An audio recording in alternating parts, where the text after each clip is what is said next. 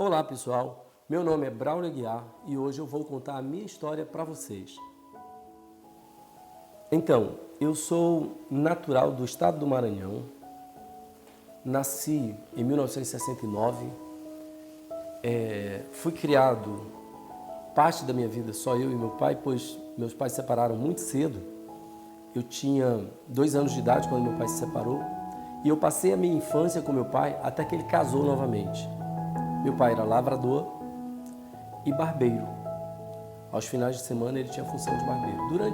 Durante essa fase que eu vivi com o meu pai, antes dele casar, eu tinha que ajudar ele no campo, eu tinha que ajudar ele, mesmo criança, mesmo 4, 5, 8 anos, eu tinha que levar marmita, que ele deixava as marmitas prontas. Durante o tempo que ele ajudava as pessoas das fazendas, das plantações, da lavoura, eu ficava encarregado de meio-dia pegar um animal, aos 8 anos de idade, pegar a comida, colocar em cestas, colocar nas costas do animal, caso um jumento, o brasileiro conhece um jumento, isso na região, uma região pobre, a região do Maranhão, muito pobre, e eu ia até a lavoura, que não era distante de casa, levar comida para o meu pai e para as outras pessoas que chamavam, os outros trabalhadores, né? Chamavam peão, né? E eu levava comida para os outros peões.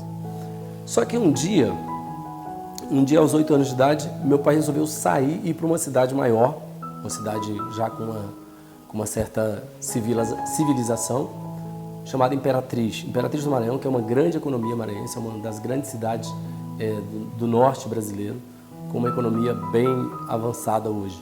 Mas naquela altura ainda não era. E nós pegamos lá no interior um pau de arara. Quem não conhece o pau de arara é um caminhão com bancos de madeira para carregar pessoas. Ainda existe isso muito nas empresas que carregam, mas pequenas distâncias, porque hoje as leis de segurança não permitem. E eu viajei naquele pau de arara com meu pai até Imperatriz do Maranhão. Pronto, embarcamos e fomos embora, chegamos em Imperatriz do Maranhão. Eu fui estudar pela primeira vez, já ia fazer 9 anos de idade, primeira vez que eu fui à escola. Até então não sabia ler nem escrever. Fui estudar numa escola católica. Paga pelo governo. Não tinha dinheiro para pagar a escola. E a escola dava parte da alimentação e nós estudávamos meio período, não existia período integral naquela altura. Ok, passei essa fase da infância sem poder trabalhar muito e mesmo com 10, 12 anos eu já ia para a rua vender frutas, vender tomate, vender laranja, vender sorvete, vender picolé, vender algodão doce para ganhar comissão de venda para ajudar em casa. E até mesmo para comprar um tênis para ir para a escola, porque eu não tinha. Meu pai não tinha e a gente tinha realmente que se virar nos 30, como diz o jargão famoso, né? E o que acontece? Nessa fase eu passei a ter muita dificuldade, porque os meus coleguinhas tinham mais coisas do que eu e eu realmente me sentia muito triste e me sentia até rejeitado, digamos, até excluído dos grupos.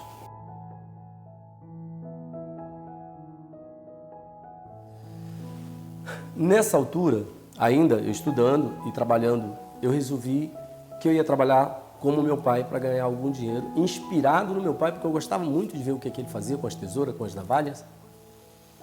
E era uma vida dura para nós, porque eu tinha que trabalhar, estudar, ajudar meu pai, e em casa era só eu e ele trabalhando, e ele não gostava que eu trabalhasse, mas eu não tinha escolha, né? Eu não tinha escolha. Minha relação com meu pai também não foi muito fácil. Se tornou mais difícil à proporção que eu ia crescendo, que eu ia evoluindo de idade e que eu ia tendo próprias ideias. Meu pai era um homem muito rústico, um homem do campo, e era um homem com ideias bem arraigadas e muito antigas, digamos assim, né? E eu convivia com pessoas na escola, eu convivia com pessoas na rua, e aquilo me dava ideias que meu pai nunca teve, nunca viveu. Fui criando ali um ambiente, uma cabeça diferente da do meu pai. E eu resolvi aprender a cortar cabelo, porque eu via meu pai cortando cabelo. Nessa altura foi muito engraçado, porque quem é que vai querer que alguém corte o cabelo se não sabe? E o que eu fazia? Eu subornava meus colegas da escolinha, pagando merenda para eles, às vezes dividindo a que eu tinha, que não era muita coisa, para eles deixarem eu cortar o cabelo deles. E olha, garanto que aquilo não foi boa coisa. Aquilo andou acontecendo uns desastres. E eu finalmente resolvi pedir ao meu pai para me ajudar. Bom, meu pai não tinha metodologia, não tinha didática nenhuma, imagina. Ele aprendeu sozinho. Aprendeu lá com o pai dele, com o meu avô, e foi aprendendo, errando aos trancos e barrancos, mas era um bom barbeiro. Bom, e foi nessa altura que, precisando aprender e precisando me profissionalizar e ganhar o meu dinheiro para o meu sustento, eu procurei, através da pessoa que estava comigo nesse salão do bairro, ajuda para dar um próximo passo. E ela falou que tinha um amigo que tinha uma boa influência, que tinha muitos clientes e que tinha um grande salão. E que esse salão era muito renomado porque esse profissional era muito bom. E que talvez ele pudesse me ajudar. E eu peguei a minha malinha e fui parar nesse salão para pedir ajuda. Salão do senhor Hairstylist. Era o que se usava muito naquela época, eram esses nomes, né, para os salões. E por sinal era um cara que tinha uma grande agenda, tinha muitos clientes e uma grande equipe. E eu fiquei andando para esse salão mais ou menos uns 3 meses, insistindo até ele me aceitar como assistente. Eu trabalhava meio turno nesse salão como assistente, sem ganhar nada no primeiro, no segundo e no terceiro mês. Trabalhava de manhã numa academia de ginástica fazendo limpeza e estudava à noite. Foi justamente nessa fase que eu entrei para o Senac. E aí já consegui um trabalho de profissional, mesmo dentro do salão do Sr. Wilson. Aí eu já era profissional aos 16, 17 anos. Só que aquilo não era o suficiente para mim. Terminei o Senac e resolvi que ia aprender mais. E procurei cursos e cursos e cursos, e fui fazendo curso de cabeleireiro, fui fazendo curso de colorimetria, que na época ainda não tínhamos uma metodologia mesmo tão avançada como temos hoje e de muito fácil assimilação. Nessa fase, eu resolvi fazer os cursos de especialização do próprio Senac, que era a escola que nós tínhamos na época. E nessa altura eu resolvi ir a Brasília fazer um curso na Teruia. Também aquilo implicava muita despesa para mim, mas eu consegui, com muita economia, consegui ir a Brasília fazer uma formação. Voltando de Brasília, eu comecei a viajar para São Paulo para fazer formações em São Paulo. São Paulo tem grandes escolas, grandes profissionais, e eu tive a oportunidade, nessa altura, de fazer minhas primeiras formações com Vidal Sassoon e com Pivot Point, aos 22 anos.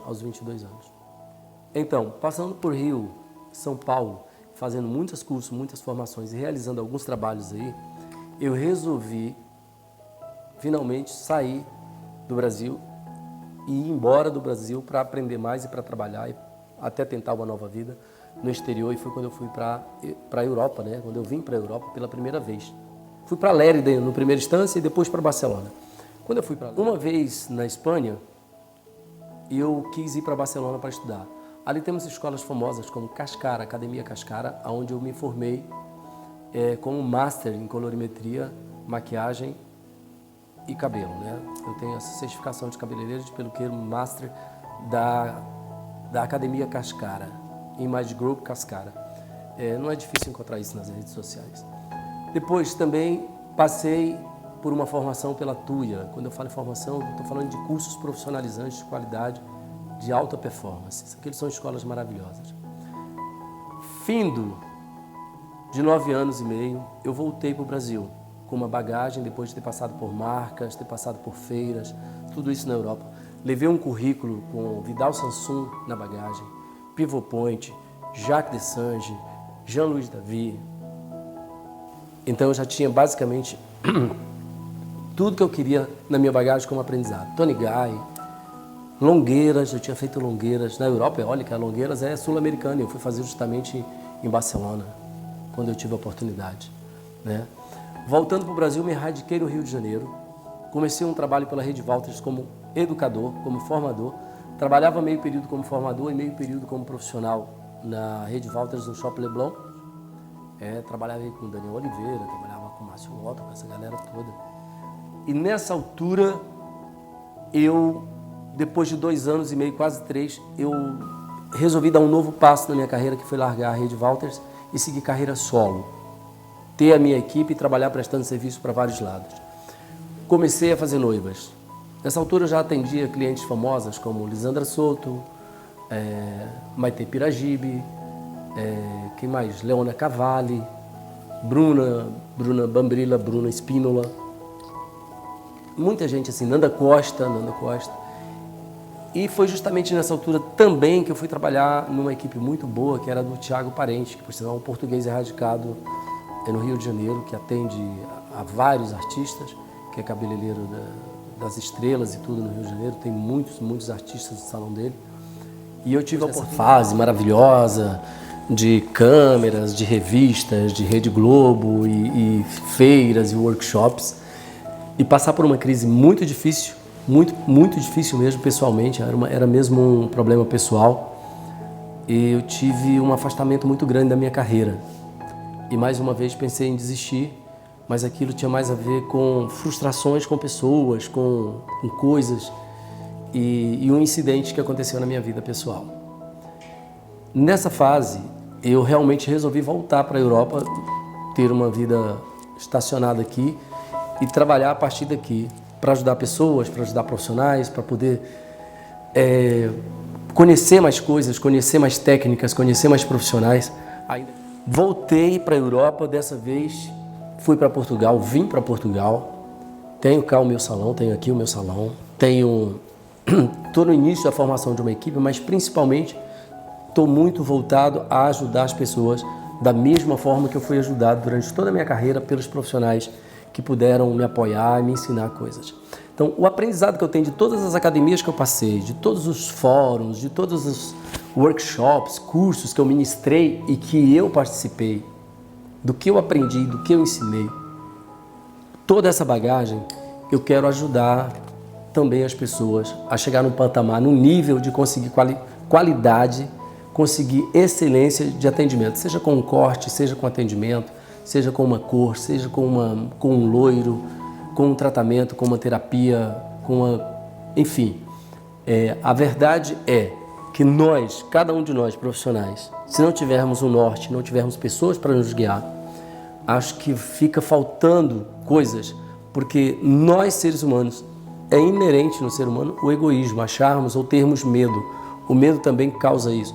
Medo de dizer que não sabe, medo de dizer que precisa de ajuda, medo que quer aprender mais, o medo do novo. O medo nos limita. São crenças. O medo faz parte dessas crenças limitantes, sabe?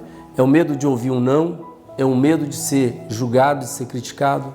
O medo de ser julgado não te deixa aprender, não te deixa evoluir. É dessa maneira que você vai aprender. Eu passei por muitas experiências na minha vida dessa forma. Eu sempre fui curioso, mas eu tive medo, eu tive vergonha. Eu te garanto que se você não tiver curiosidade, se você não tiver perguntas, se você não tiver questões a serem feitas, se você não se questionar, se você não se autocriticar, você não vai evoluir. Tá? Então tenha medo nenhum de perguntar, de dizer que não sabe, de dizer que quer aprender.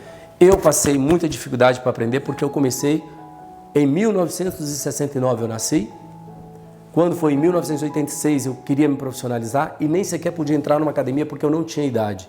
E hoje todas as pessoas têm acesso a grandes escolas, a grandes professores, a grandes cursos online, a grandes profissionais que dão material na mídia gratuitamente, dão conteúdos maravilhosos. Então não tenha vergonha de buscar, de aprender, de pagar um curso, se for o caso, sabe? De buscar mentores para a sua carreira, porque vale muito a pena ser humilde e simplesmente perguntar para saber a resposta. Então, depois desse apanhado de uma vida inteira, de agora, são 35 anos de carreira, eu estou em Portugal, aprendendo mais, estudando mais, tenho aqui o meu salão, o meu centro de beleza e estou disposto a compartilhar e partilhar e repartilhar tudo que eu aprendi na minha carreira com vocês. Então, pessoal, esse é um pouco da minha história. Eu espero que vocês tenham gostado. Visitem o canal, assinem, curtam, porque ela vai ter muita coisa para vocês. Até a próxima!